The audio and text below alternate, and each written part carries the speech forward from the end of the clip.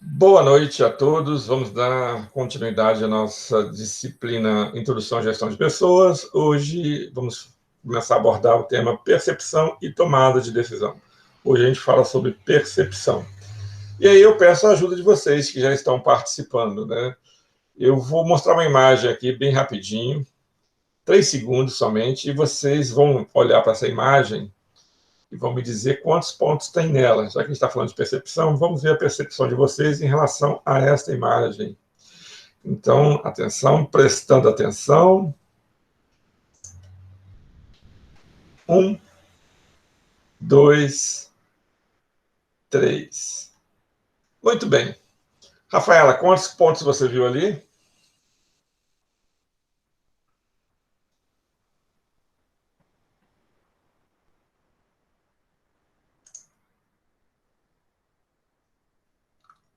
Ana Luísa, quantos pontos você viu? 6. Ana Luísa viu 6. Não, não são 6 pontos. Na verdade, são 12 pontos. Né? Se você fixar o olho somente em um ponto, você só vai ver um. Se você ampliar um pouquinho mais, você consegue ver até 3 pontos. Mas se você vê primeiro uma parte, depois uma outra parte, depois uma terceira parte, e conecta tudo, aí você vai observar que são 12 pontos. Aqui nós temos 4 pontos, aqui tem 4 pontos e aqui tem 4 pontos. Eventualmente, se eu mostrar isso para diversas pessoas, algumas vão afirmar, não tem 12, somente 6, somente 4, e por aí vai. Então, isso tem a ver com percepção. A realidade é uma. Qual que é a realidade? O fato é, eu tenho 12 pontos aqui. Mas, de acordo com a situação, e a situação que eu dei foi um espaço pequeno de tempo para vocês observarem, eventualmente vocês não vão conseguir enxergar os 12 pontos. Algumas pessoas conseguem, porque elas usam essa estratégia. Ela tem uma visão de uma linha, de outra, e consegue afastar e consegue visualizar os 12. Mas isso não é fácil conseguir atingir. Isso é apenas uma amostra, né? O que é a realidade em si e como nós, seres humanos, percebemos ela. Na aula de hoje, a gente vai começar a compreender o que afeta a nossa percepção, né? A realidade objetiva em si, na maioria das vezes, é muito diferente da forma como cada indivíduo percebe ela. E isso tem que ficar claro, né? A segunda parte que tem que ficar bem claro é que o mundo, né? O que importa para nós como indivíduo é a forma como percebemos o mundo, não efetivamente como ele é. Tá? E aí vamos mais alguns exemplos aqui. Eu vou mostrar eles para vocês, porque no decorrer da aula a gente vai tratar alguns desses assuntos. Primeira coisa, né? Se eu saio para ir uma festa sábado, 10 horas da noite, entro no ônibus, tranquilo. Agora, domingo, 7 horas da manhã, vestido, né, para a noite, com aquela cara, né, amarrotada, o que vai acontecer quando eu entrar no ônibus? Todo mundo vai olhar. A questão é a mesma, né? Mas você entrou da mesma forma, entrou vestido, bem arrumado, mas a situação é outra. Então, se você no sábado à noite ninguém te observa, no domingo de manhã todo mundo vai te observar. Sendo que a pessoa é a mesma, a roupa é a mesma, o que difere é simplesmente o horário. Tá? Pergunta que eu faço agora para vocês. Temos aqui a Torre de Pisa. Qual delas está mais inclinada? A da esquerda ou a da direita? Qual está mais inclinada? A da direita. Obrigado, Ana. Francine, o que você acha? Da direita. Isso. Não, é a mesma foto. Eu tenho várias fotos desse tipo, mas é uma ilusão de ótica. Na comparação, você acha que, eventualmente, essa está mais inclinada, mas é pelo fato dela estar... Uma está do lado da outra e ela tem uma referência. Essa referência é branca e essa referência não é branca. E aí a inclinação fica maior. A foto é exatamente a mesma foto. Para você ver como que a percepção da gente pode enganar em relação à realidade objetiva, o fato realmente como ele é. Outra pergunta. Esse metrô está indo ou vindo? Esse é o metrô lá de Londres, muito legal, mais antigo do mundo. Está indo ou vindo? Depende para onde você foca seus olhos. Muito bem, Rafael, é exatamente isso. Se eu focar os olhos aqui no final, ele está indo. Se eu focar os olhos aqui no início, ele está voltando. E ele está indo ou está voltando? Aqui eu nem sei qual é a resposta, tá? Eu não consigo identificar a resposta. Eventualmente, algum profundo conhecedor do metrô, aqui eu poderia dizer o seguinte: a mão no metrô é uma mão inglesa. Se ela é uma mão inglesa, esse vai e o outro vem. Então, teoricamente, ele está indo, né? Quando eu falo mão inglesa, você olhando para ele vai sempre para a sua esquerda. Tá? Então, esse metrô, na verdade, ele está indo. Não aqui tem um fato, ele está indo. Mas, uma ilusão de ótica, você acha que ele está voltando. E aí, a primeira lição que a gente tem com relação à percepção, e depois a gente vai usar isso também para tomar decisão, que é um dos temas mais importantes em gestão e administração.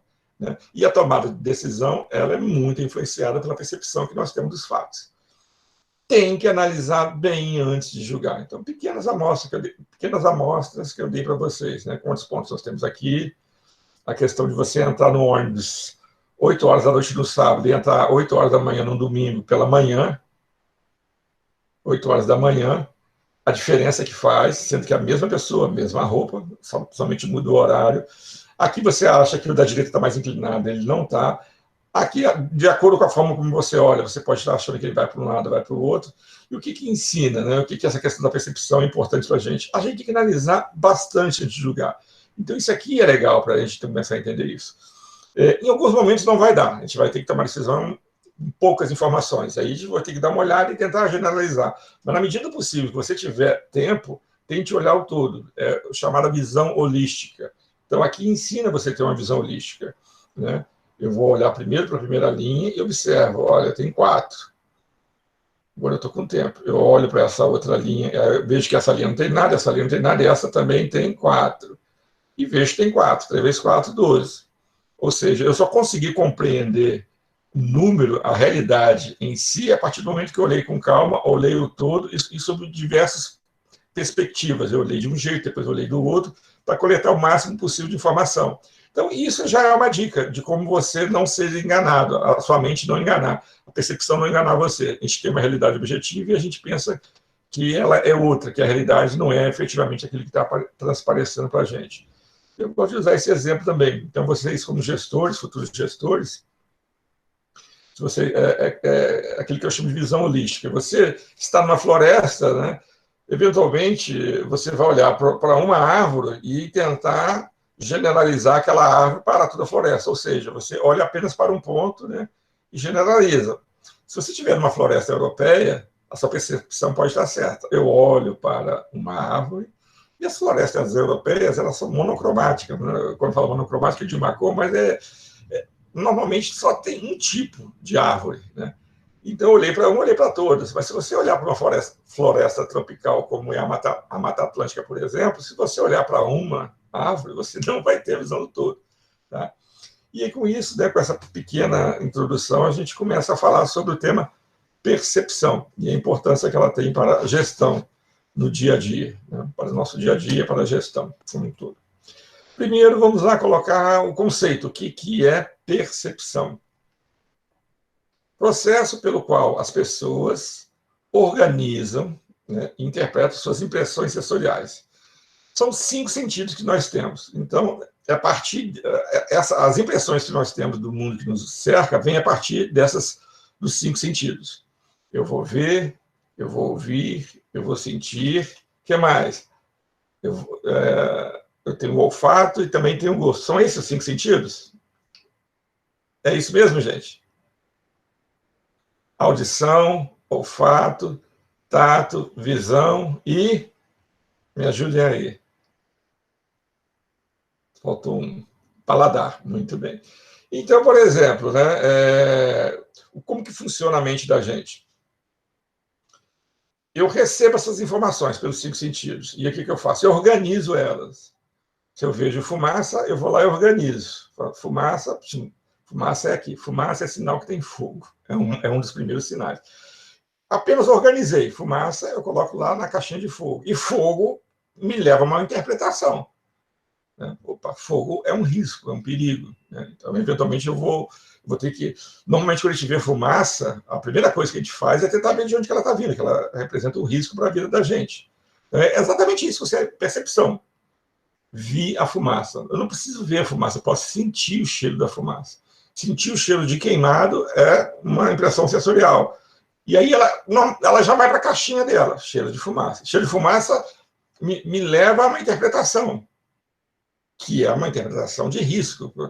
Pode ter algo pegando fogo. Na mesma hora eu vou levantar. Eu, por exemplo, trabalho aqui no meu escritório. Toda vez que eu sinto um cheiro de fumaça, eu levanto instantaneamente. Mas se eu sentir o cheiro de comida, né, um frango com quiabo, por exemplo, que eu adoro, é outra coisa. Ele vai lá para alimentação. E eu não vou levantar, apenas vou pensar assim, na hora do almoço vou comer o prato que eu mais gosto. Aliás, amanhã a gente vai fazer aqui um frango com quiabo. Então é isso. Então, a percepção é isso. Os sentidos captam as coisas que estão acontecendo ao nosso redor, coloca nas caixinhas corretas, e dentro dessa caixinha tem uma série de informações que eu vou lá interpretá-la. Né? E para que eu faço isso? Tem que dar sentido ao meio. Eu tenho que olhar as coisas e ter explicação para tudo. Né? É chamado dar sentido todo, para dar sentido no ambiente no qual nós estamos inseridos. Agora, qual que é o problema? Né? Entretanto, o que uma pessoa percebe pode ser substancialmente diferente da realidade objetiva. Então, eu já dei alguns exemplos aqui. Né? No caso... Aqui, esse aqui é o melhor caso. Né? Vocês todos perceberam, pelo menos o que se expressaram, falaram que está mais inclinada e não está. Só que isso é muito mais comum do que a gente imagina. A percepção das pessoas, na maioria das vezes, ou boa parte das vezes, ou muitas vezes, vai depender da situação, ela vai estar diferente do fato em si. Tá? E aí eu trago alguns exemplos para vocês. Né? Primeira pergunta que eu faço, quem dirige melhor? O homem ou a mulher? Ou então a segunda pergunta, é verdade que mulher no volante é um perigo constante? Sim ou não? Não, a Ana Luísa está dizendo que não, a Francine está dizendo que não, mas, de forma geral, quando as pessoas veem a mulher, alguém fazendo alguma coisa de errado no trânsito, e coincidentemente é uma mulher, que eventualmente ela também pode fazer, fala, só podia ser mulher. Porque tem essa imagem que mulher dirige pior do que o homem. Gente, essa imagem é totalmente equivocada. Né? Então, a melhor forma de provar, tem estudos feitos na Inglaterra, a respeito de você ficar observando um cruzamento, né, e ver o comportamento das pessoas para ver quem dirige melhor, quem dirige pior, e nitidamente quem dirige melhor são as mulheres. Mas melhor que esse estudo da Inglaterra são as seguradoras. As seguradoras contratam os melhores estatísticos existentes no mercado. Eu trabalhei na Sul América, e quem se formava na ENSE, que é a Escola Nacional de Ciências Atuariais, não sei o que chama ENSE, né? Ciências Atuariais. Ciência Estatística, desculpa. O cara, ele entrava na ENSE e já estava quase que empregado, porque todas as seguradoras iam lá pegar esses caras. Eles são muito bem formados e eles têm um conhecimento de estatística que é muito útil para a indústria do seguro. E aí, eles vão fazer cálculos, né, de risco. O seguro vive do risco. Ele vai cobrir um risco, né, se tiver o sinistro, ele vai pagar, mas você pode ter certeza que ele vai ganhar dinheiro com isso. Ou seja, né, ele analisa o risco, aí ele tem o prêmio dele, que ele vai ganhar, e depois ele cobra um caso de sinistro. Pois bem, as seguradoras, quem paga mais seguro? Né? Se você for um condutor do sexo masculino ou feminino, quem é que paga mais, um homem ou uma mulher? O homem. As seguradoras sabem que os homens se envolvem mais em acidentes. Se você for mulher, você vai pagar seguro mais barato. Então, isso não é verdade. A mulher dirige melhor do que o homem. Agora, é lógico, quais são acidentes que são levados para seguro? São acidentes que ultrapassam normalmente a franquia, vamos lá, que é R$1.500, R$2.000. As mulheres, mas as mulheres dão aquelas esbarradinhas. Isso é plenamente explicável. A mulher dá aquelas esbarradinhas porque ela é multitarefa. Eu, por exemplo, só consigo fazer uma coisa ao mesmo tempo, não consigo fazer duas em hipótese nenhuma. Ou eu estou dando aula para vocês, ou eu estou lendo, não consigo fazer duas coisas. A mulher faz 300 coisas ao mesmo tempo. Então, por exemplo, ela está saindo ali do estacionamento do supermercado, de um shopping, e aí ela sai do estacionamento, ela vai retocar a maquiagem e vai falar ao celular. Faz 3 coisas simultaneamente, tranquilamente. Aí, nessa aí, eventualmente, ela dá uma esbarradinha. Mas essa esbarradinha não compromete. Né? Na verdade, ela dirige melhor do que os homens. Então, a percepção é errada que mulher dirige melhor do que o homem, que o homem dirige melhor que a mulher. Isso não é verdade. Quem trabalha mais, carioca ou paulista? O que vocês acham? Quem trabalha mais, os cariocas ou os paulistas? A Ana está dizendo que é o paulista, está tudo errado. Quem trabalha mais... tá, beleza. Tá. Você está sendo tendenciosa. Não.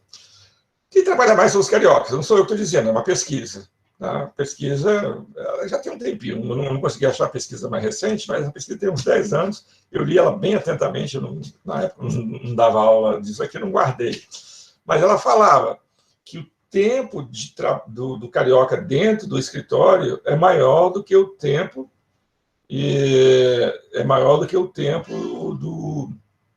do paulista. E ele trabalha efetivamente mais do que o paulista. Mas qual que é o problema? Quando eu falo de São Paulo, né, nessa semana passada eu até estive lá, qual a imagem que vem? Vem da Paulista, pessoas engravatadas, né, escritório, empresas, indústria.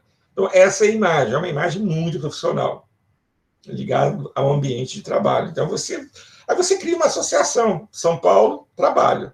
E quando você fala do Rio, o que vem à cabeça? Praia, vem à cabeça carnaval, vem à cabeça o carioca, que tem aquele jeito meio de malandro. E aí você fala, não, o carioca ele tem muitas coisas que vão distrair ele não trabalha tanto quanto o paulista. Não é verdade. A percepção ela é afetada por causa desse entorno. Né? Você olha para o carioca e, inclusive, né, teve na década de 70, início da década de 80, eu lembro exatamente, o primeiro-ministro da Alemanha veio fazer uma visita ao Brasil e ele estava em Copacabana, passeando à tarde, no dia de semana à tarde. Ele viu a praia cheia, no dia de verão estava a praia cheia. E como bom alemão, o que ele falou? Ele falou assim, nossa, quanta gente sem fazer nada. Né? Do tipo assim, carioca não trabalha, carioca vai para a praia. Gente, isso é coisa relativamente enganosa, porque o Rio de Janeiro ele tem uma característica que é diferente da maioria das grandes metrópoles. O Rio de Janeiro é uma cidade culturalmente forte, economicamente forte e é, ao mesmo tempo, balneário. O que é balneário? É local de férias. Então, não necessariamente as pessoas que estão na praia são pessoas da cidade, que estão deixando de trabalhar e indo para a praia. E pode ser estudante, né? E aí você acaba fazendo associação. O cara vai para a praia e não trabalha. Por fim, a última pergunta. Você tem medo de andar de avião ou de ônibus? A maioria, eu, por exemplo, não tenho medo de andar de avião. Desculpa, de ônibus. E morro de medo de andar de avião. Tenho bastante medo de andar. Viagens mais longas que eu tenho que fazer, a Daisy tem medo de andar de ônibus. Né? Eu não. Onde eu fico, até durmo. Quando eu faço viagens mais longas de avião, eu tenho que tomar lá um sossega-leão, um Rivotril, que eu pego roubado lá da minha sogra, e para poder relaxar. Aí eu vou dormindo, só acordo na viagem. Mas olha só, vocês estão dizendo que o avião é mais seguro, isso, mas eu não estou perguntando se é mais seguro. Essa informação vocês têm. O avião a gente sabe que é mais seguro, mas eu estou perguntando de onde você tem mais medo. A gente tem mais medo do avião. E não era para ter mais medo do avião. Então, suponhamos, vou viajar para Manaus. Sou de Volta Redonda e vou pegar um voo no aeroporto do Galeão. É mais perigoso eu pegar o ônibus da Cidade do Aço e ir até a rodoviária ou o avião do Rio até Manaus? Eu não tenho dúvida. A possibilidade de ocorrer um acidente até fatal é muito maior de ônibus. Mas eu não tenho medo nenhum de andar de ônibus. Eu tenho medo de andar de avião. É porque quando você tem acidente de avião, é aquela comoção total. Né? E também tem aquela questão, né? Se o avião cair, dificilmente vai sobrar alguém. Então, qualquer acidente, se tiver 100 passageiros, a tendência é que os 100 vão morrer, não tem jeito, é mais tenso. Mas a gente tem, a nossa percepção, a gente tem medo de andar de avião, mas na verdade não era para ter medo de andar de avião. A gente tinha que ter mais medo de andar de ônibus, que é bem mais perigoso. Tá? Não, Rafaela, de ônibus até que eu não tenho medo, não. O pessoal da Cidade do Aço dirige direitinho. Né? Agora, andar de ônibus na cidade do Rio de Janeiro, pegando 234, é o que faz Tijuca, ele passa pelo Alto da Boa Vista, 234. Quem mora no Rio pode me ajudar. Eu morava na Tijuca e de vez em quando eu ia à Praia da Barra, eu ia de ônibus, eu pegava 2, 3, 4. Aquilo ali você dava bom dia a Deus toda vez que você ia. Ele subiu alto, na descida parecia que ele ia bater no rali, e as curvas quase 90 graus. Ali realmente dava medo. Mas esses ônibus até que eu não tenho tanto medo, não. Então é isso. E aí, né? O fato é, o comportamento das pessoas baseia-se em sua percepção da realidade, como eu percebo a realidade, não na realidade em si. Eu posso ter a percepção que a rua do lado ela é assombrada, porque lá tem um carrinho que fica suspenso no ar. Eu não passo lá à noite de jeito nenhum. Passei e olhei e vi isso aqui. Né? O que eu tenho aqui? Eu tenho um carrinho parado e uma poça d'água, mas a sensação que eu tenho é que esse carrinho está levitando. O meu comportamento não vai ser pelo fato da rua não ser assombrada. O meu comportamento vai ser em função da percepção que eu tenho. Se eu acho que a rua é assombrada, eu não vou passar lá. Não. Eu acho que não dá. Aqui nós temos uma criança lavando a mão, mas você pode ter uma outra interpretação. Ele vai dizer que esse pai é um pai relapso. Né? Mas não é. O comportamento das pessoas baseia em sua percepção da realidade. Você vai achar essa pessoa relapsa e, eventualmente, você pode achar essa rua mal assombrada, mesmo que ela não seja. Mas por quê? Você percebeu isso a partir do quando você viu as coisas acontecendo. E a gente vai tentar explicar por que acontece esse tipo de percepção. Né? E aí, vamos só para fechar aqui, ó, percepção e realidade objetiva. Então, eu tenho aqui a minha esposa, né? Ou então uma mulher, você é uma pessoa bonita, charmosa, inteligente, bem vestida. Então, você é assim, mas quando, por exemplo, os seus filhos acham que você é uma heroína, né? O seu amigo acha que ela é uma mulher bem interessante. O seu amigo verdadeiro não vê nada, né? A indústria de comércio de cosméticos olha para a mulher e vê dinheiro. E por aí vai. A mãe dela vai sempre achar que é uma eterna criança, né? A sogrinha vai dizer que ela não é de boa família. Ela mesma nunca vai estar satisfeita com ela, vai sempre achar defeitos, né? E o genro dela, essa aqui é a única que é verdadeira, tá? A sogra realmente é o capeta. Eu também acho que a minha é. Então, você tem uma pessoa, e aí, de acordo com quem está observando essa pessoa, você tem diversas percepções. E o comportamento das pessoas baseia em sua percepção da realidade, não na realidade em si. Eu vou ficar repetindo isso toda hora. E aí tem algo que também não está no livro, mas que eu gosto de falar, que é um conceito, é um provérbio. Vocês, é engraçado, a maioria das turmas não conhece esse provérbio, mas ele é bem famoso. A mulher de César não basta ser honesta, ela também deve parecer honesta. Alguém conhece esse provérbio?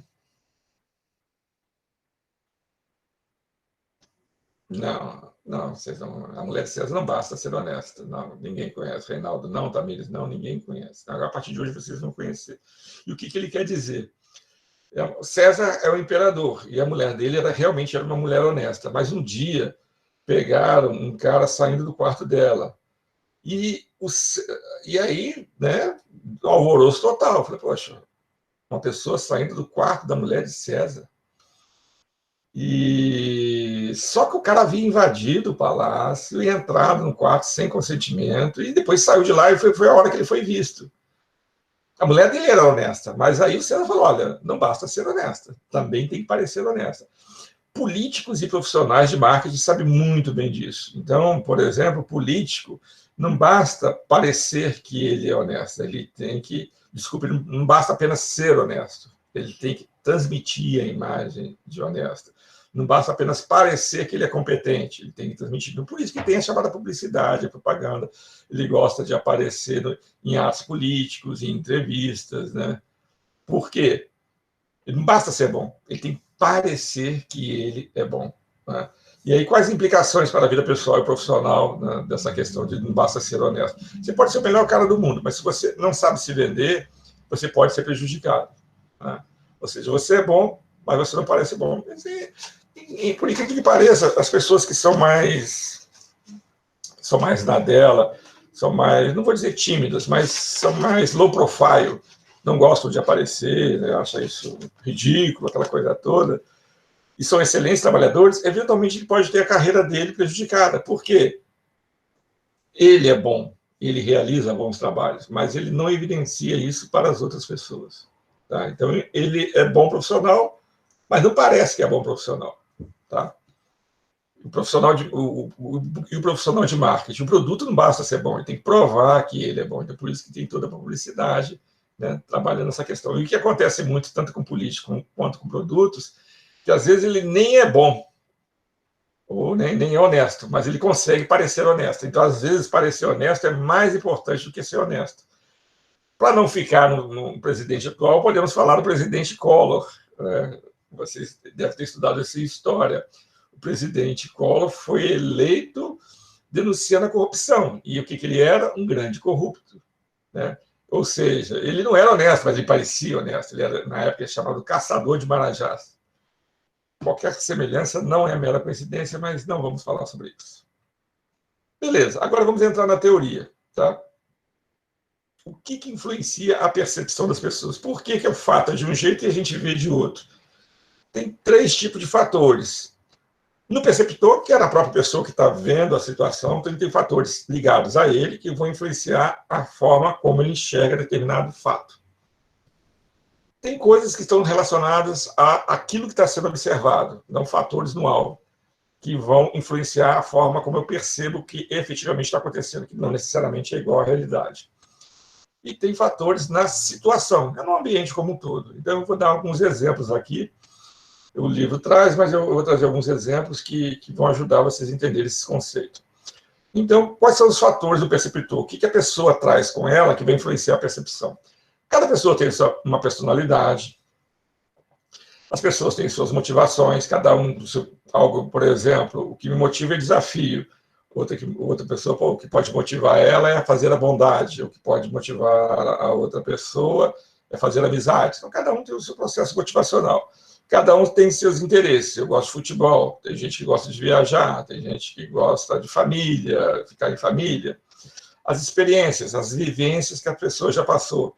E as expectativas, né? O que ele espera de determinadas pessoas ou situações. Então, isso aqui está dentro do perceptor, e isso vai influenciar a forma como ele vê os fatos. Então, vamos começar com a personalidade.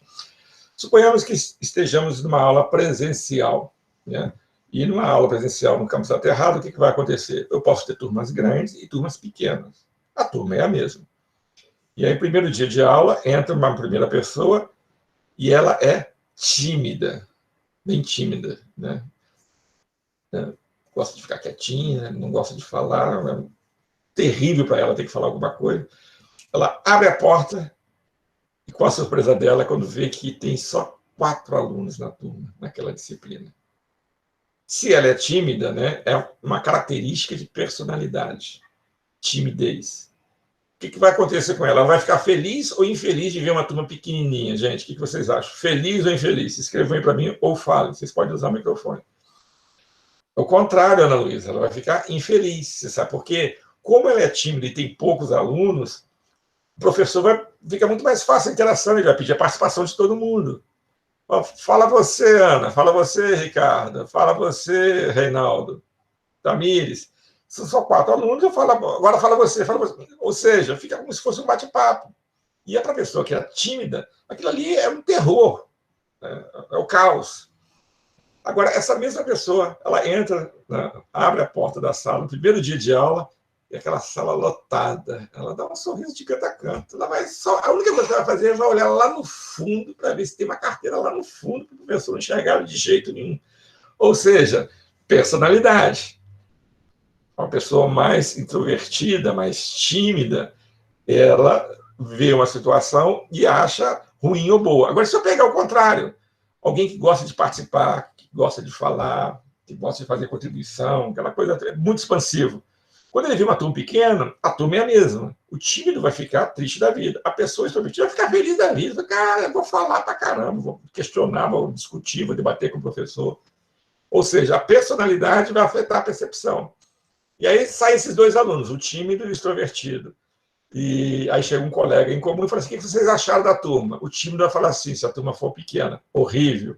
E o extrovertido fala assim: ótima. Ou seja, estão vendo a mesma coisa, mas a personalidade deles afeta a maneira como eles enxergam, entendeu? A percepção deles. Tá? Motivação. A motivação eu vou usar aqui, é o exemplo até que o livro usa, teoria de Maslow, né? necessidades básicas, necessidades de segurança, né? Depois sociais, autoestima e autorrealização. Vamos pegar a base da pirâmide, né, que são as necessidades básicas. Vamos pegar uma coisa chamada fome. Se eu não me alimentar, eu morro. Então, são as chamadas necessidades básicas, junto com outras necessidades. Pois bem, Maslow falava, olha, eu estando com fome ou tendo outra, qualquer tipo de necessidade básica, que é sede, que é moradia, eu vou tentar atender essa necessidade para depois tentar subir para um nível de necessidade mais alto. Nesse caso, seria de segurança. Pois bem, fizeram um experimento com pessoas, dois grupos de pessoas com personalidades muito similares, né? Só que é o seguinte, com um grupo deixou ele um bom período sem comer nada, e com outro deu um lanche bem robusto. E aplicaram a mesma bateria de teste projetivo. O que é teste projetivo? Eles lançam uma borra de cores, né? E falam, o que você está vendo aqui? E aí, os dois grupos, teoricamente, similares em termos de pessoas, no mesmo número de pessoas, buscaram pessoas com personalidades similares, idades similares, tudo bastante similar. O que diferenciava os dois grupos? Um estava com fome, já estava bastante tempo sem comer, e o outro estava satisfeito. O grupo que estava satisfeito viu florzinha, borboletinha, viu uma ponte, viu uma casa, viu dois namorados. Foi isso que eles viram. O grupo que estava com fome viu um hambúrguer, viu um pastel, viu um sanduíche, viu uma lasanha. Porque a percepção dele foi afetada pelo fator motivacional que ele estava tendo. Tá? Então, as motivações que cada indivíduo tem influencia na percepção que ele tem da realidade. Interesses. Então, eu tenho aqui dois exemplos que pode dizer como que os interesses podem afetar a percepção. Vamos pegar aqui um carro 207, que é da Peugeot, um carro bonitinho pra caramba.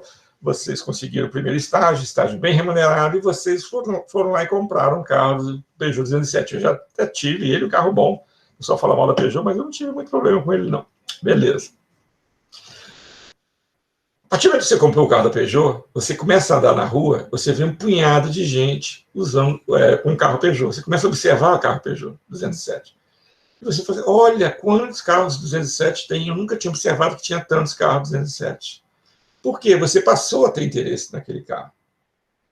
Porque ele passou a ser seu carro. E aí, quando você tem interesse, a sua percepção fica mais aguçada. Você vai até achar que tem mais carros 207. Não, a quantidade é a mesma. O que mudou foi a sua percepção. Né? Vamos imaginar também uma profissão. Esteticista. Vamos voltar, então, para o campo do aterrado. Estou dando uma aula para 50 alunos e entra uma... Esteticista não, entra uma cirurgiã plástica dentro da nossa sala para fazer uma pergunta. Ela vai olhar para os alunos e vai olhar para mim como professor. Como cirurgiã plástica, o que ela vai falar? Ela vai olhar para o meu nariz. Primeira coisa que ela vai pensar, cabe uma cirurgia plástica desse nariz. Por quê? É o interesse dela. Né? Fala assim, nossa, esse nariz seu não está legal. Ela pode até não falar, mas o que ela vai perceber é isso. Se entrar um esteticista, ela vai olhar para quê? Vai olhar para o cabelo das meninas, vai olhar para a pele, vai olhar para a maquiagem dos homens também, vai olhar no meu cabelo, que está cheio de cutícula, que minha unha não está bem aparada, aquela coisa toda. Ou seja, os meus interesses afetam a forma como eu vejo as coisas. Se eu tenho interesse em algo, eu percebo mais aquilo. Tá? Experiências, né? Vamos lá. O que acontece? Eu tenho uma equipe de trabalho, excelente equipe, e de vez em quando um ou outro chega atrasado. Não afeta, porque não é algo comum, não é algo que atrapalhe o andamento do trabalho. E a equipe é muito boa, eu não vou ficar perdendo tempo com besteira, porque eventualmente um ou outro chegou atrasado em determinado dia. Pois bem, por coincidência, em determinada situação, duas pessoas chegaram atrasadas, e quando elas chegaram atrasadas, o chefe desse gerente estava lá. O chefe do chefe estava lá. E mais tarde ele chamou o chefe e falou assim, olha, sua equipe está chegando atrasada. A partir daquele dia, todo mundo que chegar atrasado ele vai perceber. Por quê? Ele teve uma experiência não foi positiva a experiência, e essa experiência foi forte, porque ser chamado a atenção pelo chefe não é uma coisa legal, e ele passa a observar todo mundo que chega atrasado. A partir daquele dia, todo mundo que chega atrasado, ele vai observar e eventualmente vai até chamar a atenção. Algo que para ele passava desapercebido antes, né, mas que a partir de uma experiência que ele teve, muda toda a percepção que ele tem daquela realidade. E, por fim, chefes, né, expectativas. Né? A expectativa que eu tenho sobre determinado fato vai afetar a minha percepção. Vamos pensar em chefes. Eu tenho um chefe que é medroso, que é incompetente. E ele tem alguém na equipe dele que é excelente, que você pede A, ele entrega o abecedário inteiro, que ele é rápido, que ele trabalha com qualidade, tem um excelente relacionamento.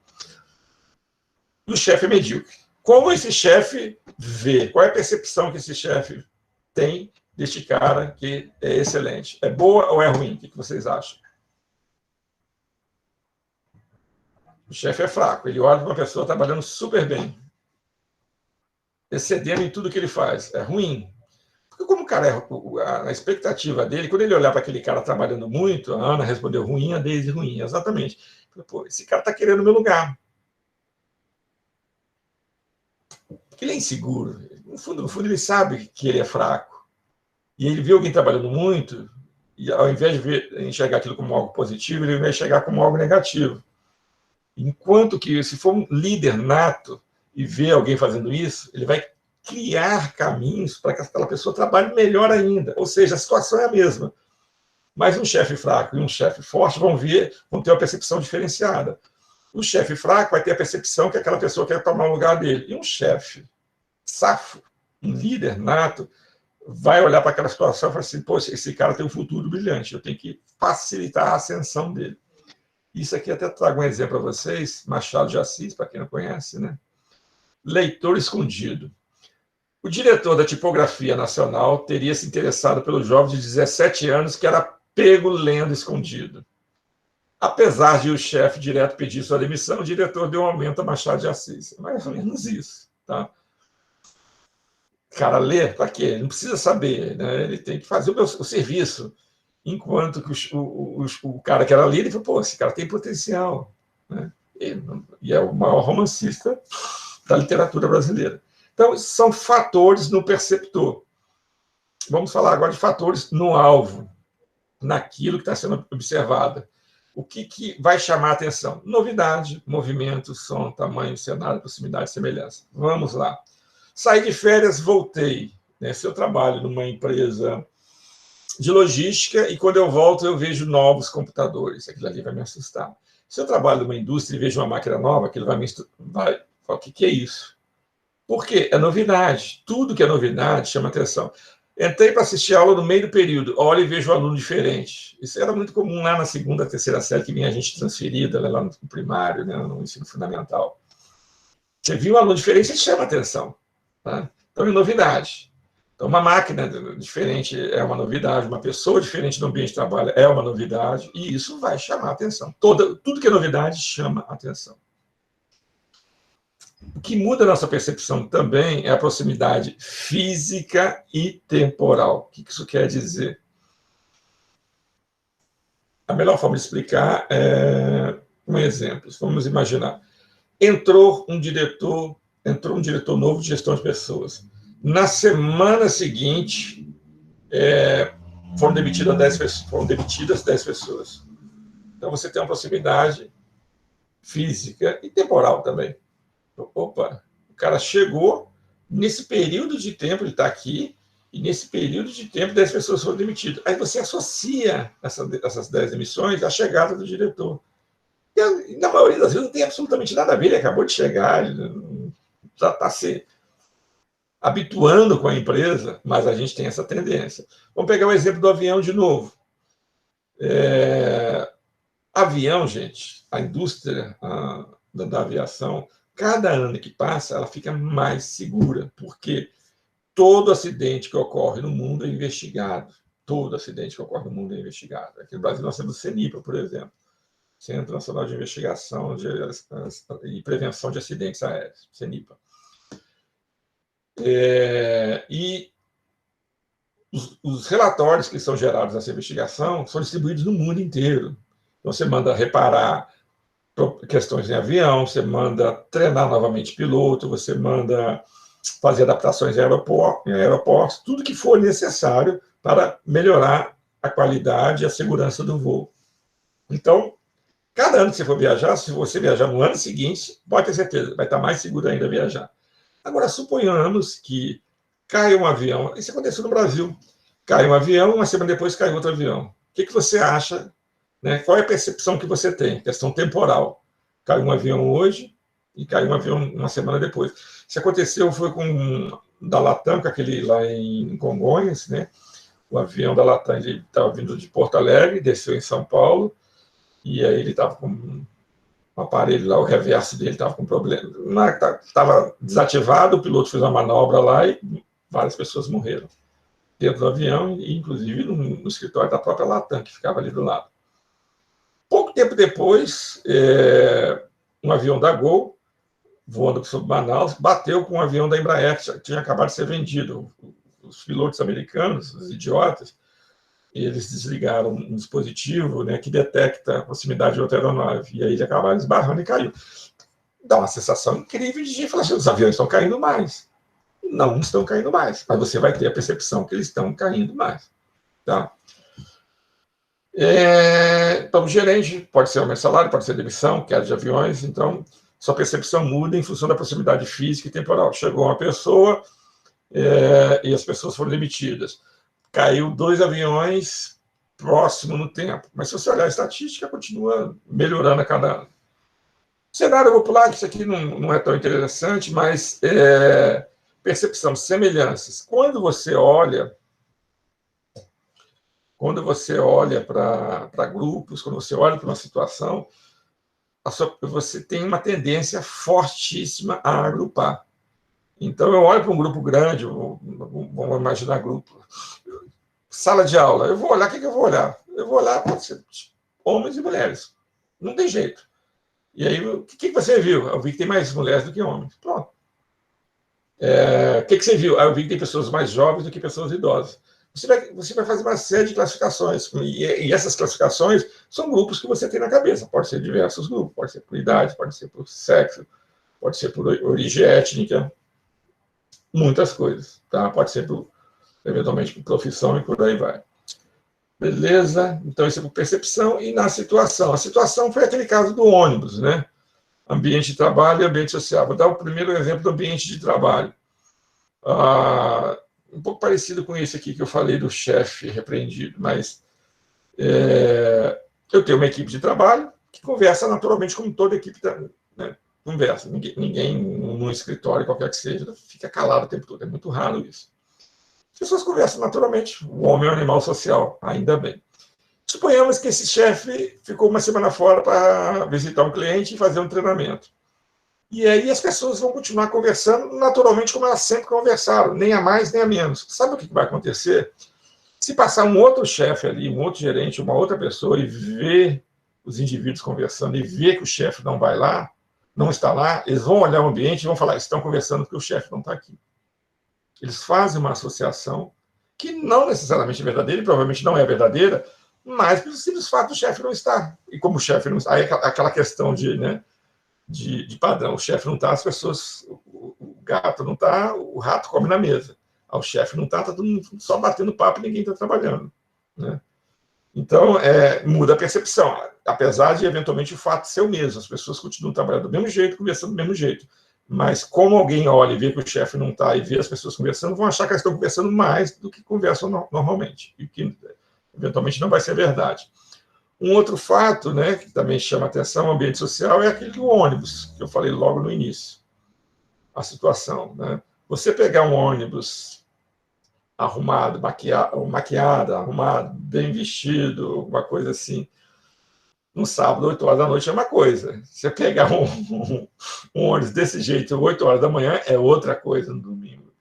Né? É o ambiente no qual você está inserido. Então, ocasião e chefe longe do pessoal. Estou falando bastante, ainda vou continuar falando, mas daqui a pouco eu paro. Eu acho que vai ser no próximo slide, eu vou dar uma paradinha, passar um vídeo para vocês. Gente, deu para entender? Então, os fatores que influenciam a percepção, fatores dentro do indivíduo, naquilo que está sendo observado e no ambiente. Tranquilo? Sim ou não? Obrigado, Ana.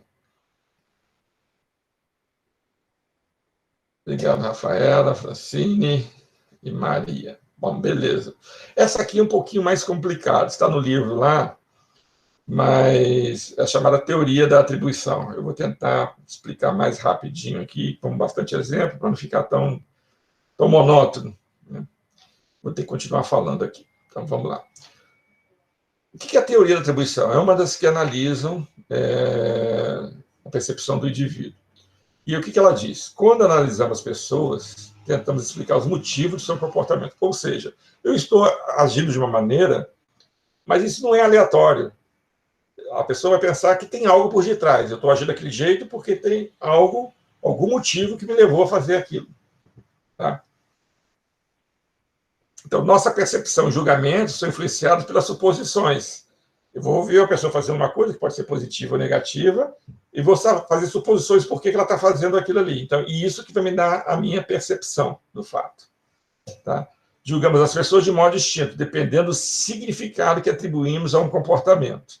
Isso que está escrito no livro. Eu vou ter que dar exemplos, senão é difícil de entender. Então, eu tenho aqui o quê? O comportamento do indivíduo. Aí eu observo o comportamento do indivíduo e vou interpretar. E vou atribuir a causa. Então, vamos lá. O melhor exemplo é atraso. Vamos imaginar, trabalho em um determinado local e cheguei atrasado. Beleza, cheguei atrasado. Chegar atrasado é algo negativo, né? Na maioria das empresas. Pode ser neutro, positivo eu ainda não vi, não. Pode ser indiferente e pode ser negativo. Na maioria das vezes é negativo. E aí, quem está observando? Eu vou observar essa cena. A pessoa chegou atrasada. E aí, eu vou interpretar, vou tentar entender os motivos. E são 3 fatores que vão me ajudar a interpretar isso: diferenciação, consenso e consistência. Zezinho chegou atrasado. A primeira coisa que eu vou olhar é diferenciação. Bom, Zezinho chegou atrasado. Mas vamos lá. O Zezinho, quando eu peço trabalho para ele, ele faz no prazo, ele faz trabalho de qualidade, ele é um bom empregado. Se o Zezinho ele chegou atrasado, mas além de chegar atrasado, não entrega as tarefas no dia, não tem boa qualidade, se relaciona mal com os colegas, e aí o que eu vou dizer? Que a diferenciação é baixa, ou seja, ele fez algo negativo, mas em relação às outras atividades que ele faz também são negativas. Então, a diferenciação é baixa. Ele chega atrasado, ele não se relaciona bem, ele não faz trabalho de qualidade, ele atrasa também nos trabalhos, então a diferenciação é baixa. E aí a culpa é interna. Quer dizer o seguinte: Zezinho chegou atrasado por culpa dele, porque dormiu mais do que deveria. Vamos pensar diferente. Joãozinho, que é um outro cara. O Joãozinho chegou atrasado. Aí o chefe vai olhar para o Joãozinho e vai falar o seguinte: o Joãozinho, como que ele é no dia a dia de trabalho? Não, o Joãozinho, cara, tudo que eu peço para ele entrega no dia, no horário certinho. A qualidade do trabalho dele é boa, ele se relaciona bem. Então, a diferenciação é alta, ou seja, esse comportamento do atraso é negativo, mas no dia a dia, as coisas que realizam no dia a dia são diferentes. A diferença é alta, a diferenciação é alta. São positivos, aqui é negativo e aqui é positivo. E aí a causa externa, o que isso quer dizer? Joãozinho chegou atrasado porque teve um engarrafamento, porque o ônibus não passou. Ou seja, não foi culpa dele. Um fato negativo, diferenciação alta, a culpa não foi dele. Um fato negativo, diferenciação baixa, chegou atrasado porque é vagabundo, porque não quer nada com a hora do Brasil. Tá? Mas não é só a diferenciação. O cérebro funciona muito rapidamente para verificar todos esses elementos. Uma outra coisa também que a pessoa que está avaliando os motivos que vai ver é o consenso. Vê primeiro a diferenciação, depois vê o consenso. Zezinho chegou atrasado, beleza. Bom, mas além do Zezinho, Joãozinho, Maria, Antônio chegaram atrasados, se ele chegou atrasado e todos os outros chegaram atrasados, o consenso é alto. Então, todos atrasados e todo mundo chegou atrasado. Então, a culpa é externa. Se ele chegou atrasado e todo mundo chegou atrasado, é porque houve algum problema generalizado no trânsito ou no transporte que afetou a todos a chegar.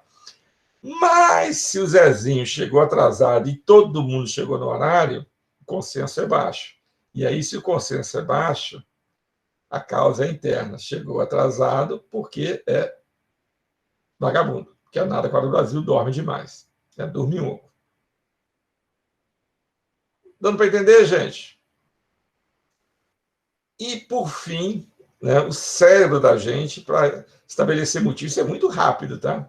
Para tentar perceber um fato, né, como vai ser a percepção, Zezinho chegou atrasado. E aí vai ver a consistência. Aqui acaba mudando um pouco. A consistência. Quer dizer o seguinte, ele chegou atrasado hoje.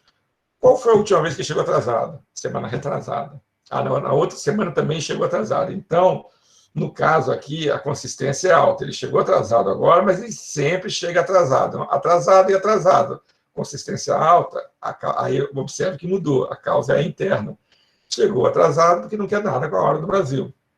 Agora, se a consistência for baixa, Joãozinho trabalha 5 anos na empresa, nunca chegou atrasado, então a consistência é baixa.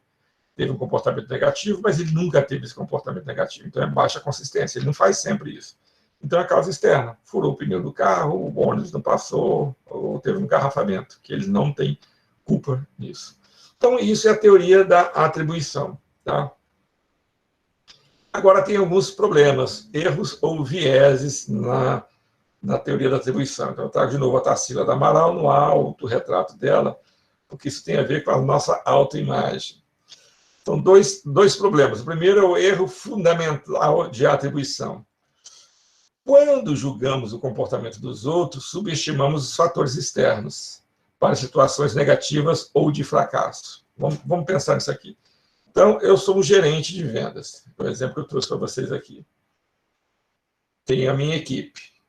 Minha equipe fracassou, ou seja, não atingiu as metas. Então, é uma situação negativa. E aí eu vou avaliar.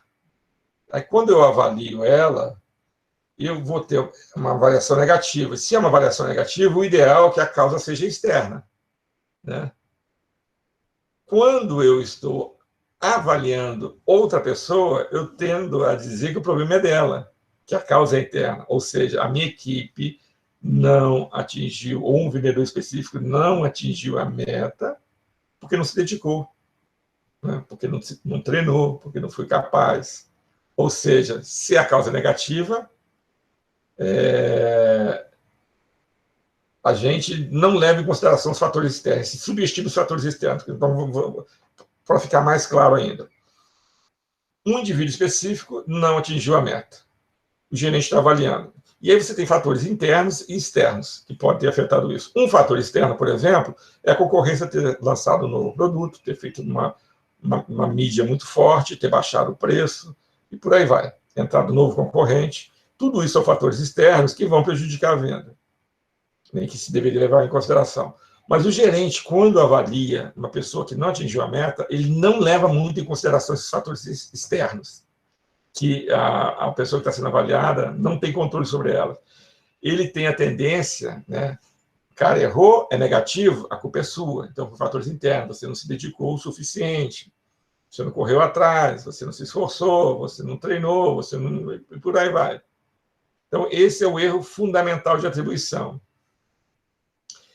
Ele é muito... Quando você tem uma situação negativa de fracasso, você subestima os fatores externos. Então, esse é o erro fundamental de atribuição. Mas, quando eu estou me autoavaliando, eu tenho um viés de autoconveniência. Eu, como gerente, não atingir a meta, aí não é mais fator interno, é fator externo. Aí tudo aquilo que eu desconsiderei para alguém da minha equipe, eu vou considerar para mim. Olha, veja bem, eu não atingi a meta, mas é porque entrou um concorrente novo. Porque eles lançaram novos produtos, que estão com uma promoção de preço muito forte, que eles melhoraram a logística, e por aí vai. Ou seja, quando julgamos a nós mesmos, o sucesso é interno, ou seja, atingimos as metas porque eu trabalhei muito, e o fracasso é externo. O fracasso é porque tem novo concorrente, que tem preço mais baixo, porque tem tem campanhas publicitárias e por aí vai. Então, esses são os dois problemas da teoria, não o problema da teoria, que ela diz que existem, né? O erro fundamental de atribuição, quando a gente avalia os outros, e o viés de autoconveniência, quando a gente avalia a gente. Os outros, o problema é interno. Quando você tem algo negativo, é a questão interna. E a gente, quando tem algo negativo, o problema é externo. A gente é muito generoso com a gente mesmo. Então, tente entender isso quando o seu chefe estiver avaliando e quando você for chefe estiver avaliando outras pessoas. É a chamada teoria da atribuição. Beleza? Então, deixa eu dar uma paradinha para vocês agora observarem, tá? A gente vai entrar agora num tema chamado simplificações no julgamento. E antes de eu falar, né, esse truque que a mente usa, né, e que afeta a nossa percepção, eu vou passar rapidamente um vídeo aqui para vocês. Espera aí. Deixa eu abri-lo aqui. Não estava no lugar certo. E o vídeo vai te dar uma orientação. Vamos lá. Parará, tá, tá.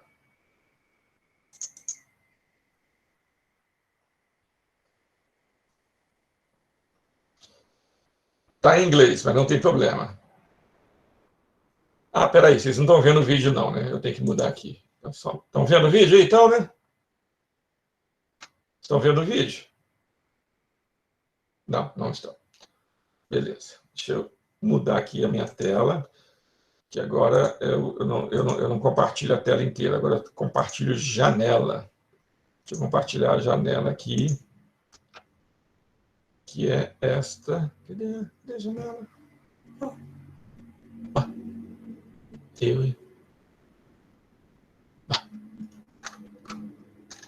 nunca vi isso. Espera aí. Tem um problema aqui.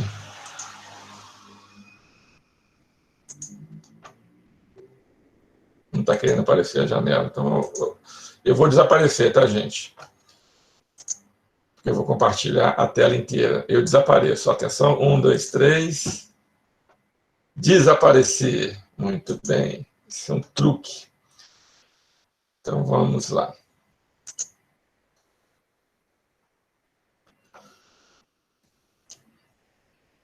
Agora vocês estão vendo o vídeo. Beleza.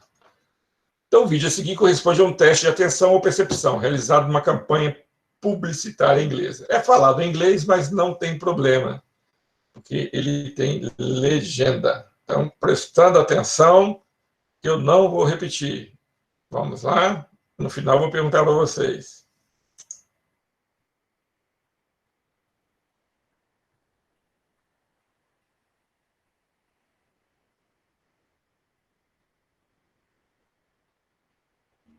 This is an awareness test. How many passes does the team in white make?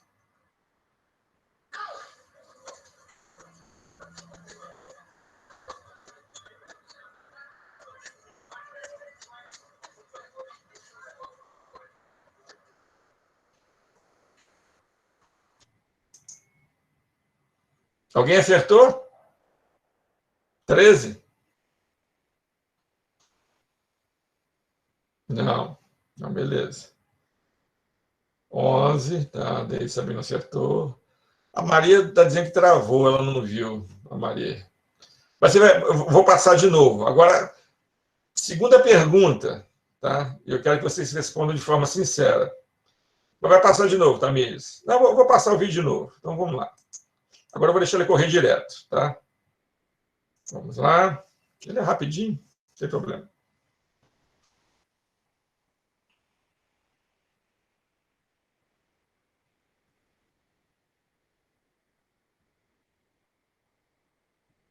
This is an awareness test.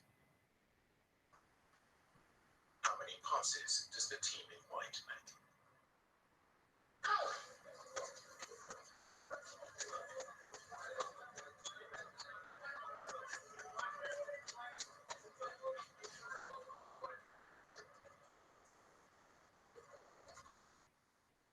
The answer is 13.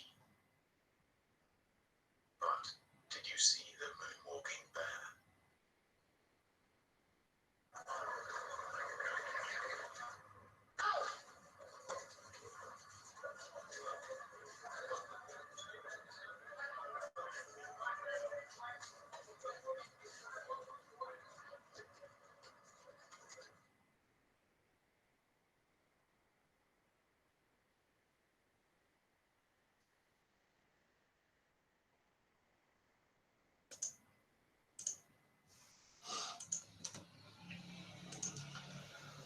Muito bem. Alguém aí viu o urso dançando moonwalk? Era um macaco. Ele chama de urso, eu acho que eu não sei porquê, mas para mim era um macaco. Alguém viu? Não. Alguns podem até ver, mas eu, por exemplo, a primeira vez eu não vi. Tem ver aluno já? Ah, peraí, deixa eu só fazer uma coisinha aqui. Só depois. Deixa eu fazer uma coisinha aqui, senão eu tenho que parar a apresentação. Deixa eu só. Porque senão eu desapareço. O Meet agora está com um probleminha que quando eu escolho a tela inteira, ele some comigo. Sumiu de novo. Será que eu não vou aparecer nunca mais? Peraí. Deixa eu sair e voltar. Atenção. Voltando.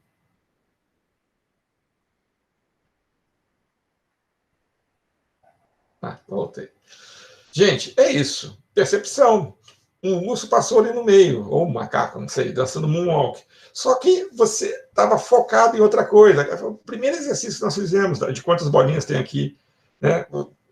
Você tinha uma pressão de tempo, você tinha um desafio, e aí você foca a sua atenção em determinado ponto. Você não vai conseguir perceber tudo. Né? E isso é um truque que a mente da gente utiliza, e é bem interessante, é a chamada simplificação no julgamento. Ela é ótima, mas saiba que essas simplificações, ela sempre vai nos ajudar muito, a gente precisa dela, mas que em alguns momentos ela vai fazer que a gente não consiga ter a percepção completa da realidade objetiva, ou seja, daquilo que efetivamente está acontecendo. E por que isso acontece? Aí agora a gente vai trabalhar isso aqui. Olha.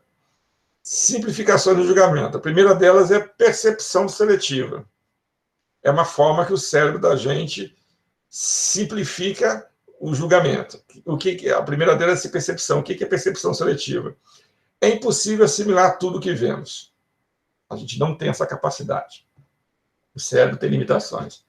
A gente percebe um pouco de cada vez, igual aquelas bolinhas no início, de acordo, aí sim, aí começa a entrar aquilo que eu falei lá atrás, de acordo com nossos interesses, experiências passadas e atitudes. E aí pode produzir julgamentos apressados. Ou seja, aquilo que eu expliquei lá atrás vai influenciar a nossa percepção seletiva. Algumas coisas vão chamar mais atenção do que outras. E aí, para ajudar vocês, vou contar uma historinha, vou passar algo aqui e depois vocês vão me dizer. Bom, vocês trabalham numa empresa, né, e que há uma suspeita, tipo assim, há um boato de que existe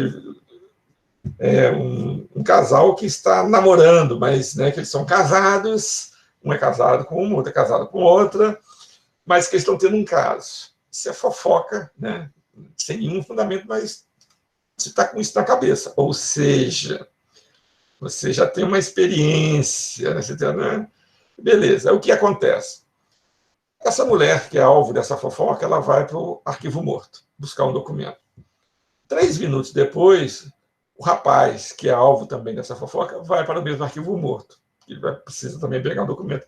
Por coincidência, não é porque você seja uma pessoa fofoqueira, é por coincidência mesmo, você também precisa ir lá. Então, agora todo mundo olhando para a tela, e aí você vai passando assim, né? São várias fileiras de arquivos, e você, olhando para a tela branca aqui, em uma delas você passa e vê isso aqui. Mas só que você viu em 3 segundos só. O que vocês viram?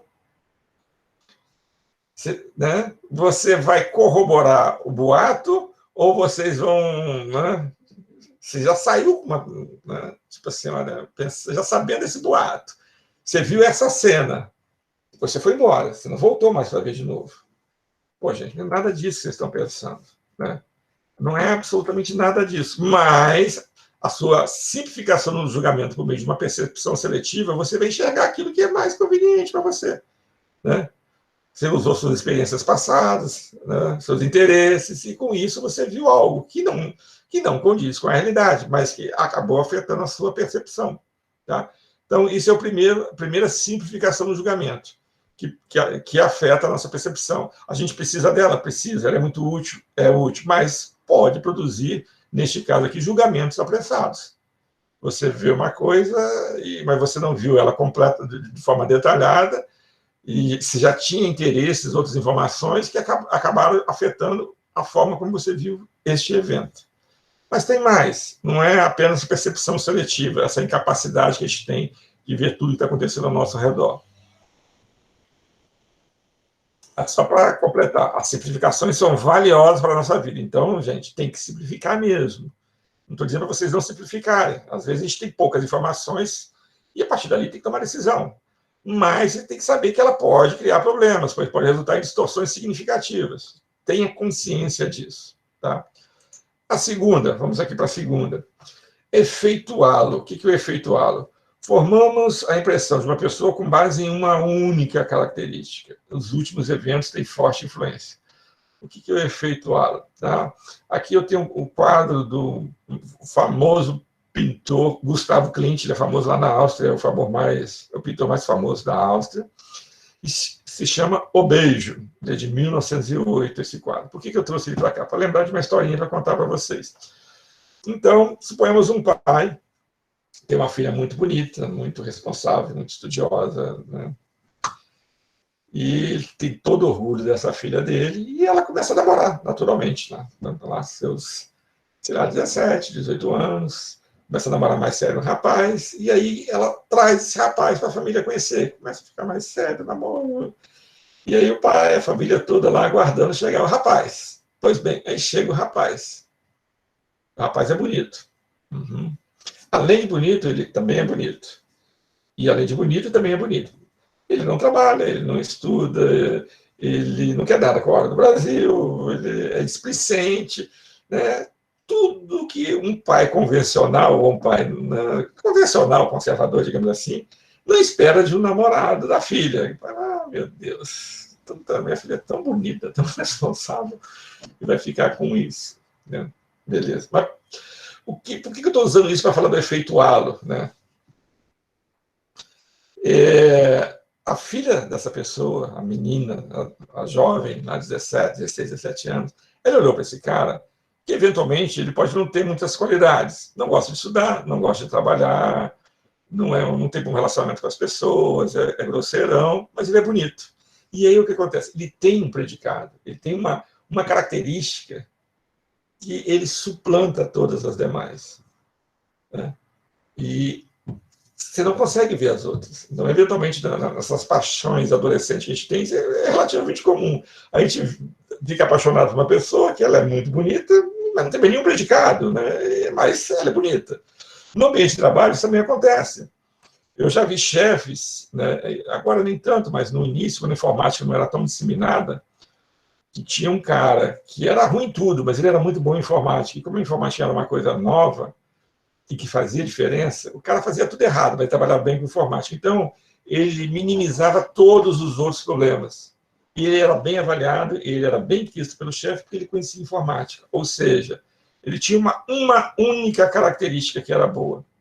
E essa única característica acaba sobrepondo as demais. Né? E tem uma outra característica também do efeito halo. Né? Os últimos eventos têm forte influência. O que isso aqui quer dizer? Avaliação de desempenho nas empresas. O pessoal, por instinto, quando está chegando em época de avaliação de desempenho, eles fogem do efeito halo, que é ser avaliado somente por uma característica. O que quer dizer fugir por instinto do efeito halo? Ninguém faz marola, todo mundo fica pianinho. Porque se ele fizer uma merda muito grande próximo à avaliação de desempenho, ele pode ter trabalhado bem um ano inteiro. Mas se ele fez uma merda próxima, essa questão temporal vai fazer com que essa característica possa anular todos os resultados dele. Vamos imaginar um vendedor, que é bem fácil de fazer isso. Um vendedor que durante todo o ano ele conquistou novos clientes, ele bateu as metas, ele trabalhava bem merchandising, então é um excelente vendedor. 15 dias antes da avaliação de desempenho, ele teve um desentendimento com um cliente importante e perdeu esse cliente. Qual é a tendência, né, do efeito halo? Na avaliação de desempenho, se o chefe não for um chefe safo, ele vai julgar o cara por esse último fato dele.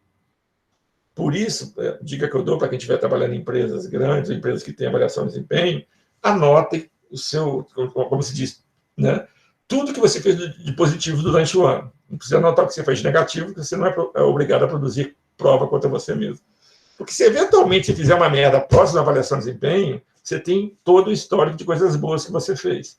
Agora, se você fizer uma coisa boa no pé da avaliação de desempenho, aí tudo bem. Porque isso também é verdade. Eu posso ter um vendedor mequetrefe que só fez merda, que não abria novos clientes, que não atingia as metas. Faltando 15 dias para avaliação de desempenho, ele consegue um cliente maravilhoso. E aí o chefe pega essa característica, esse fato, e sobrepõe os demais. Então, a percepção dele não é você tem que avaliar o cara por um ano, mas não, ele não consegue. Ele pega um efeito halo, uma característica, e essa característica sobrepõe todas as demais informações. Deu para entender, gente, o que é o efeito halo?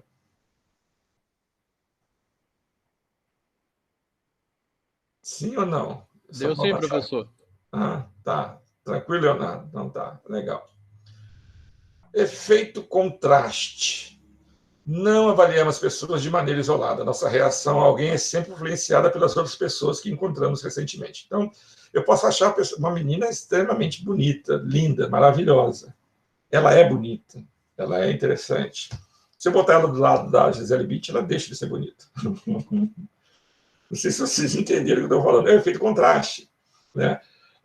O próprio livro diz o seguinte: o pessoal de circo, ou pessoal de apresentações de uma forma geral, eles odeiam fazer qualquer tipo de apresentação depois de animais ou crianças, porque animais e crianças cativam tanto o público que tudo que vem depois é ruim, porque você faz efeito contraste. Eu costumo dizer que o Colégio Macedo, onde meus filhos estudaram, não entende esse efeito contraste, porque eles têm um festival de dança que anualmente eles pegam as crianças do maternal até lá o nível médio. E aí começa com o pessoal do maternal dançando, depois o pessoal do primeiro ano, segundo ano, né? Festival de dança, até chegar lá o pessoal que está no nível médio. Quando chega o pessoal do maternal, vem aquelas criancinhas todas desengonçadas, vestidas de bichinho, lindinhas, fazem tudo errado. O pessoal cai na gargalhada. E é muito engraçado, é muito fofinho. E aí, o que vem depois vai se profissionalizando. Então, fica uma dança muito mais profissional, mais bonita. Só que, depois que você viu as crianças, nada mais presta. Né? Isso pode ser... Vocês também talvez já tenham observado isso, né? Na universidade, se vocês vão ter mais contato, mas talvez no ensino médio já tenham feito também apresentação de trabalho, na própria dinâmica de grupo. Se você vai apresentar o trabalho, né? Apresentação de trabalho em grupo, você tem 3 pessoas. Você tem um cara que é o Silvio Santos da apresentação de trabalho. O cara é bom demais para fazer apresentações. Tem uma dicção maravilhosa, tem uma postura, uma imagem. Cara, a última coisa que você tem que fazer na vida é apresentar depois dele. Você pode ser um cara bom, mas perto desse cara excelente, você é um merda. Você é ruim. Né? Em dinâmica de grupo, quando eu participava de processo seletivo, tinha idade de vocês, eu sempre tentava observar isso. 12, 16 pessoas, eu já ia conversando, né? Olhava as pessoas e via aqueles que tinham maior desembaraço, que se comunicavam melhor, que tinham maior fluidez nas ideias. Eu falava assim, eu não posso apresentar depois desse cara. Porque se eventualmente ele for melhor do que eu desapareço. Então eu tenho que tentar aparecer antes dele. Né? Então, isso é o chamado efeito contraste. Não avaliamos as pessoas de maneira isolada. Nossa reação a alguém é sempre influenciada pelas outras pessoas que encontramos recentemente. Tá? Estereotipagem, esse é um problema, né? A gente julga as pessoas pelo... A gente olha para a pessoa, a gente tende, eu falei lá atrás, a gente tende a olhar e agrupar as pessoas. A gente vê agrupa as pessoas. Né?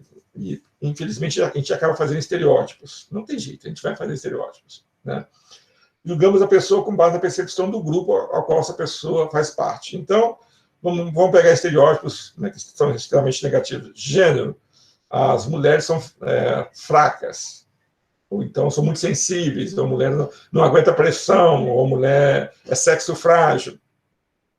Isso é um estereótipo. Na maioria das vezes não é verdadeiro. Vamos pegar pessoas de idade mais avançada. São pessoas chatas. Vamos pegar de religião. A religião eu prefiro nem comentar. Mas vai falar que uma religião é isso, que outra religião é aquilo. Vamos pegar de etnia, vamos pegar os orientais. Os orientais são muito fechados. Vamos pegar de peso. Eu vejo uma pessoa gordinha. Hoje nem tanto, né? Porque antigamente eram poucos obesos. Hoje, né, eu mesmo sou uma pessoa obesa. A nossa alimentação é muito inadequada, a gente não faz muita atividade física, a gente acaba tendo muitos gordinhos. Mas na minha época, gordinho era a exceção, e o gordinho sempre era o cara engraçado. Então era um estereótipo, gordinho é engraçado. Então, e aí isso causa problemas, uma simplificação do julgamento. A gente julga a pessoa a partir do grupo ao qual ela pertence. Qualquer um desses aqui que eu falei. Sexo, idade, religião, etnia, se é gordinho ou não. E aí vamos pegar, por exemplo, pessoas que moram numa comunidade. Eu costumo dar um exemplo, você selecionando alguém para trabalhar na tesouraria de uma multinacional. Então, a etapa final do processo seletivo chegaram 2 pessoas, uma de Copacabana, não, desculpa, uma do Leblon, vamos melhorar, uma do Leblon e outra da Rocinha. Sendo que da Rocinha tem uma leve vantagem em termos de perfil técnico e comportamental. E ele mora na Rocinha. Cara, o que acontece nesse processo? Tesouraria para trabalhar com dinheiro. O que o estereótipo pode fazer com que você faça? A sua percepção de quem é mais adequado. Teoricamente, eu estou informando vocês que, tecnicamente, comportamentalmente, os testes do cara que mora na Rocinha é melhor. Mas, provavelmente, essa simplificação do julgamento, que traz uma estereotipagem, e que aí, quando eu falo estereotipagem, eu vejo alguém que mora numa comunidade, e que eu falar do estereótipo de quem mora na comunidade, lá tem muito bandido. Aí você pode fazer esse tipo de associação e, eventualmente, você vai contratar o cara do Leblon. Eu já dei essa aula outras vezes e já teve uma vez um cara que falou que foi em Jacarepaguá. Falou, professor, aconteceu exatamente isso que você está falando comigo. A empresa que eu trabalhava, chegaram 2 pessoas no final e não foi contratado melhor, porque o cara morava em comunidade. Né? Então, isso é estereótipo. E se você olhar para a comunidade, né, a maioria das pessoas que trabalham lá são honestas, são pessoas que sofrem muito, né, não têm os serviços públicos mínimos, não têm salário, não têm renda, e são empurrados, muitas das vezes, para a marginalidade, mas ainda assim, a maioria é gente honesta, gente boa. Grande maioria, vamos lá, chutar 95%, 99%, não sei. E tem um grupo que, né, eventualmente, não aguentou a pressão, por questão de personalidade, por questão de pressão, acaba indo para a marginalidade. Mas é um grupo menor. Só que aí a percepção, você não separa. Você fala, bandido vem da comunidade. Então, se ele vem da comunidade, você cola o estereótipo nele. E aí acaba causando alguns problemas, igual isso aqui, olha, uma loja lá de São Paulo, da Oscar Freire, que é a rua mais elegante de São Paulo. Ele entrou com um filho negro na loja para comprar e sofreu discriminação racial. Tá? Então, a percepção é afetada por estereótipos. Vamos pegar um outro estereótipo, que é bem ruim para o Brasil, que é o estereótipo de... quando você fala no Brasil lá fora, eu gosto de citar um exemplo, uma vez que eu tive aqui, na Europa Central. Eu fui uma vez à Hungria, a Hungria tem uma coisa que é engraçada, que eu fui para um congresso, que era na República Tcheca, e acabei passando pela Hungria, fiz uma visita lá. E a gente estava perdido, literalmente perdido, né? Estava eu e outros professores, e você lia as placas, eram 300 consoantes e uma vogal no meio. Então, paramos num posto de gasolina, a Hungria não fala outro idioma, eles não falavam, ninguém falava inglês. E a coisa começou a ficar complicada. Naquela época não tinha os GPS que a gente tem hoje. Foi em 2010, já tem um tempinho. E aí vimos um taxista, né? Vimos um taxista, e o pessoal falou assim, pô, a gente podia pagar para esse taxista, mostrar um endereço para ele e levar a gente. E aí fomos para a linguagem universal, né, dos gestos. E aí o cara, na linguagem universal dos gestos, porque não, é impossível entender o húngaro, né? Tem um ditado que diz que o húngaro é o único idioma que o diabo respeita. É complicadíssimo. E aí falou assim, olha, eu não vou porque vocês não vão me pagar. Ele estava reticente. Aí eu peguei, olhei para o cara, eu fiz uma avaliação rápida. Olhei para ele, vi que era um senhor, vi o carro que ele estava, o lugar, falei assim, não tem risco. Mesmo estando na Hungria, um lugar que eu estava meio assustado com o lugar, uns poucos lugares que eu fiquei assustado, sem motivo nenhum, mas... Né? Aí eu falei, não, mas eu vou com ele. Você vai, André? Eu vou. Então tá. Eu falei, eu vou com você. Aí chega lá, eu te pago. Tá? Aí a gente foi lá para a nossa pousada, chamava até Marco Polo o nome da pousada. Eu fui literalmente conversando com ele, sem falar nada de tcheco, de húngaro, e ele foi me explicando os lugares da cidade, mostrou os pontos turísticos, ele perguntou de onde eu era. Eu fui tentando explicar para ele de onde que eu era, né? E aí falei de Pelé, falei de futebol, e até certo ponto ele descobriu que eu era do Brasil. Aí ele falou, ele achou que eu era iugoslavo, né? Que eu era croata, ou sérvio, desculpa, ele achou que eu era sérvio, E quando eu falei que era do Brasil, ele fez algo, né, extremamente ruim para a nossa imagem lá fora. Ele fez assim, ó, tipo, mulheres bonitas e Pelé, duas coisas. O que é isso? O estereótipo do Brasil. Ele falou, mas por que essa questão da mulher do Brasil, né, tipo assim, que acaba incentivando o turismo sexual, que é uma coisa muito ruim para o país, mas por que o Brasil tem essa imagem? Primeiro são as praias, que é uma imagem muito vendida, né, lá fora, e as mulheres de biquíni, a mulher brasileira realmente é bonita. E se você pegar também, se você pegar a música, né, por exemplo, você pega Tom Jobim, Garoto de Ipanema, o que fala Garoto de Ipanema? Olha que coisa mais linda, que vem, que passa, não, olha que coisa mais linda, que vem, que passa, esqueci agora, só porque agora eu estou falando para você. Olha que coisa mais linda. Cheia de graça, é a menina que vem, que passa, no doce balanço a caminho do mar. Moça do corpo dourado, do sol de Ipanema, o seu balançado é mais que um poema. Se foi traduzido, aqui tem uns pontinhos para todos os lugares que ela foi traduzida. Então, isso acaba criando um estereótipo. Então, a percepção é que o Brasil é um lugar de mulheres bonitas, né? E, eventualmente, até de turismo sexual, que é uma coisa muito negativa. Então, tudo isso é percepção, é afetada por estereótipos. Então, é isso, né? Só para a gente fechar a aula de hoje, como que esses conceitos, como que eles podem ser utilizados no dia a dia? Entrevista de seleção. Cuidado com a percepção. A primeira impressão é que fica, né? Então, quando alguém entra para fazer uma entrevista com você, você vai observar a roupa que ela está vestindo, o perfume que ela está utilizando, o tom de voz, a forma de apertar a mão, né? Tudo isso em fração de segundos. E aí você forma uma primeira impressão. Não tem jeito. Toda vez que te encontra com alguém, te forma uma primeira impressão. Quando vocês me viram como professor na telinha, vocês formaram uma primeira impressão, se vocês não me conheciam antes. Essa primeira impressão pode ser verdadeira ou não. E ela é importante, até para a gente começar a balizar o nosso relacionamento. Só que em entrevista, qual é o problema? Você tem a primeira impressão e depois você tem toda a entrevista para você poder tirar as conclusões. Você vai fazer perguntas que vão dizer se a pessoa é apta ou não para o cargo. A questão é que pesquisas demonstram que a pessoa contrata ou não, aprova ou não um candidato, muito mais em função da primeira impressão, da percepção inicial que ela teve da pessoa, do que propriamente dos fatos que ela narrou durante o processo seletivo. Ou seja, as primeiras informações têm um peso maior na avaliação. A roupa que você está usando, o tom de voz se lembra uma ex-namorada do cara, suponho que você seja do sexo feminino. E aí o tom de voz lembra uma ex-namorada que deu um pé na bunda do cara, ele não gosta daquilo. Ou se o perfume que você usa é de alguém que ele não gosta, e por aí vai. Tudo isso de forma primeira impressão. Depois ele faz entrevista onde ele vai levantar a realidade em si, a realidade objetiva.